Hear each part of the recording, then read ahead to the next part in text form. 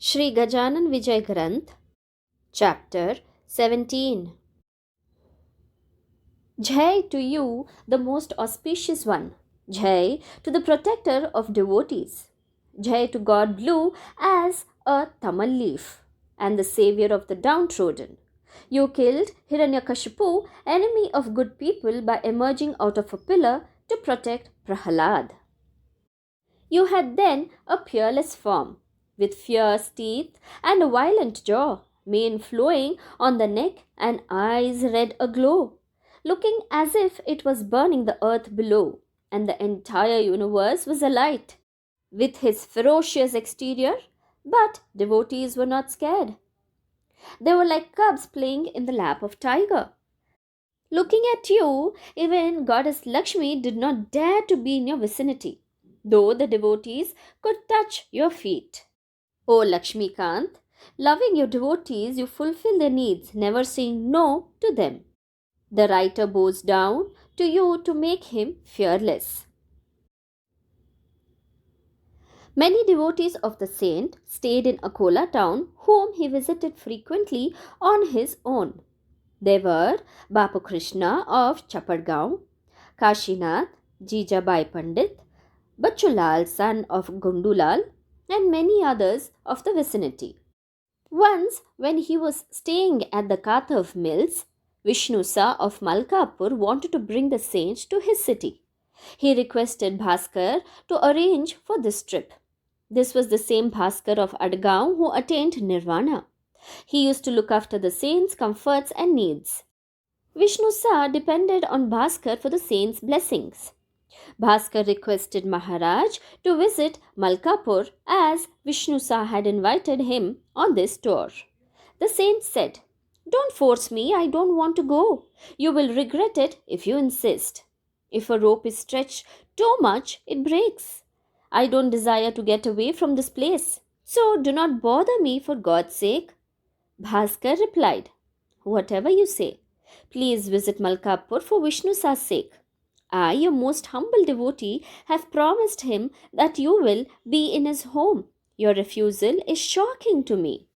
Please honor my promise. Let us go to Malkapur." A persistent Bhaskar brought Sri Gajanan to the Akola railway station.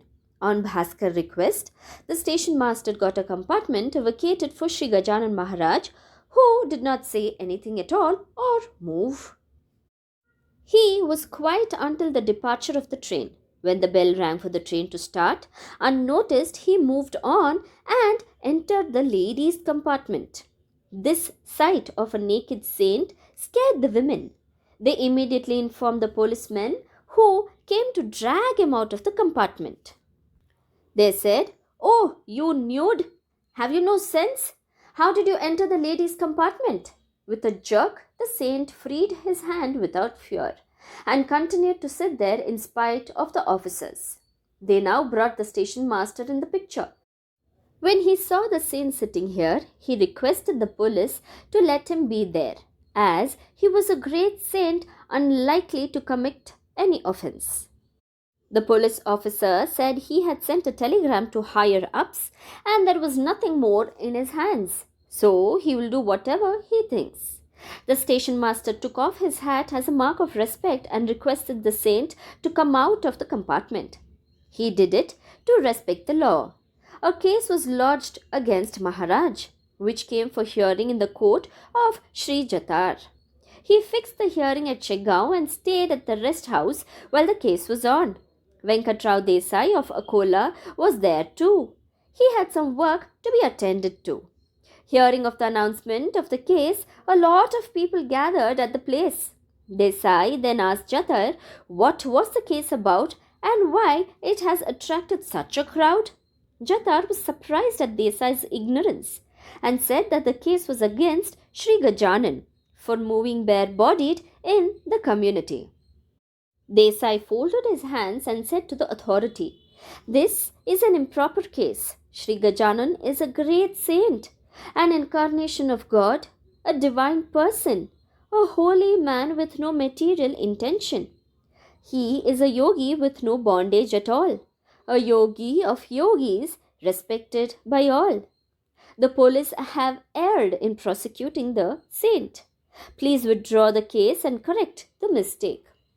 Jatar replied that the police should have been discreet, but now, under the law, his hands are tied. He then ordered his clerk to get the saint. To bring him there, a police officer was sent. The officer asked him to go as stated and threatened to take him forcibly if he resisted. Maharaj refused to budge an inch and asked the officer to try and take him by his might. Maharaj, with his hand, caught the hand of the constable and caught it so tight that his blood flow was hindered. The constable was uncomfortable with pain. Since he did not return in time, Venkatrao Desai was sent. Jatar asked the crowd to disperse and not stand around. When Desai reached the site, he heard of the constable's plight. He asked the devotees to clothe Maharaj. They did, but he threw away the lot. He went bare to the court where he was offered a seat. Sri Jatar said, "It is improper to go naked on the street. It is against the law. I request you not to go bare and uncovered." Sri Maharaj replied, "How are you concerned? Now, fill up my pipe and don't be bothered." Hearing this, Sri Jatar melted down and realized that the saint was different from the mundane crowd. He compared the saint to Vrishabdeyo of Bhagavati, Sri Shankaracharya, and called him an incarnation of Vamdeoji. He saw the saint's blissful attitude and realized his state of sainthood. Sri Jatar then thought for a moment and decided not to charge him with any offense. Fire cannot be void of fiery element. It needs restriction as down in a store. It may otherwise burn the house. It can stand to no blame in such a case. Likewise is the bareness of the saint. His disciples are guilty for his state, guilty of not draping him in a sheet of clothes. Sri Jatar ordered that basically the saint is a liberated soul. His proper upkeep was Bhaskar's role.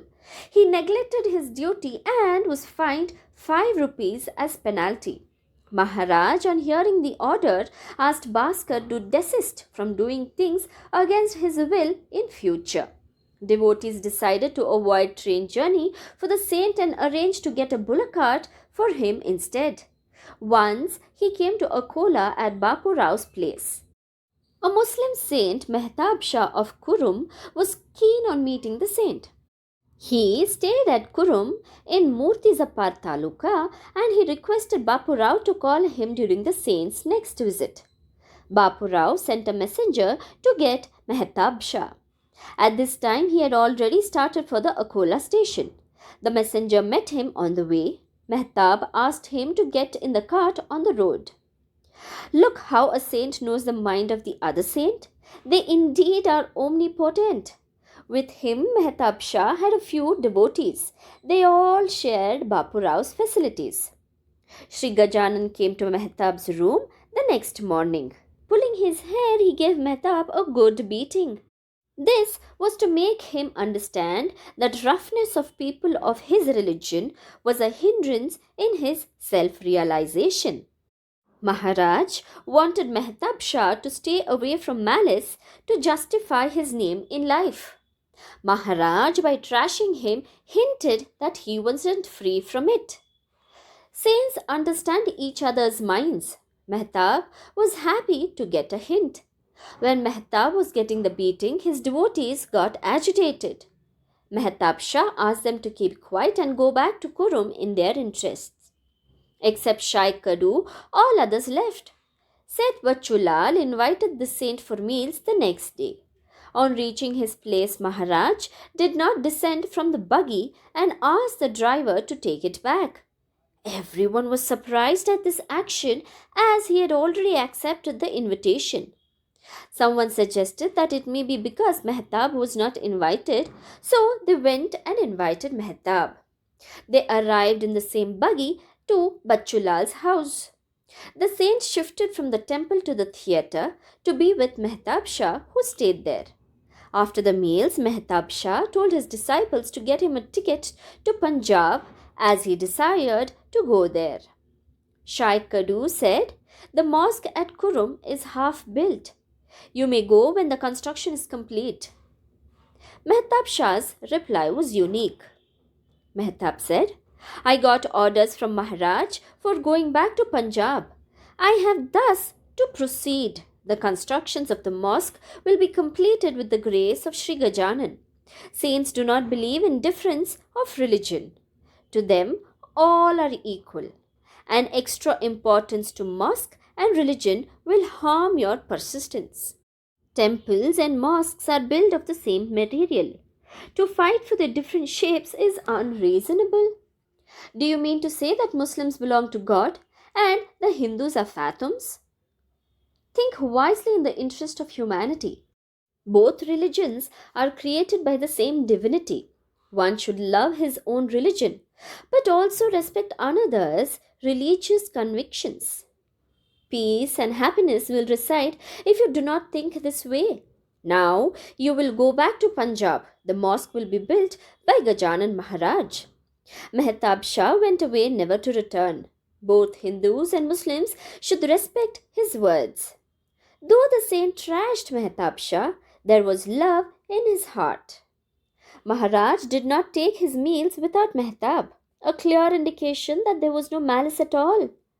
At Bapu Rao's place, his wife suffered a queer spell. It was Bhanamati, a strange happening as they seem to be. At one moment, she would get kunku on her forehead. At the next, a rope around her neck. At times, her clothes would glow in fire, and dark scars on her back appear. Her clothes, spread for drying, would catch fire. Her health was failing, with such mysterious and bewildering happenings. She lost her taste for food, resulting in her becoming very weak.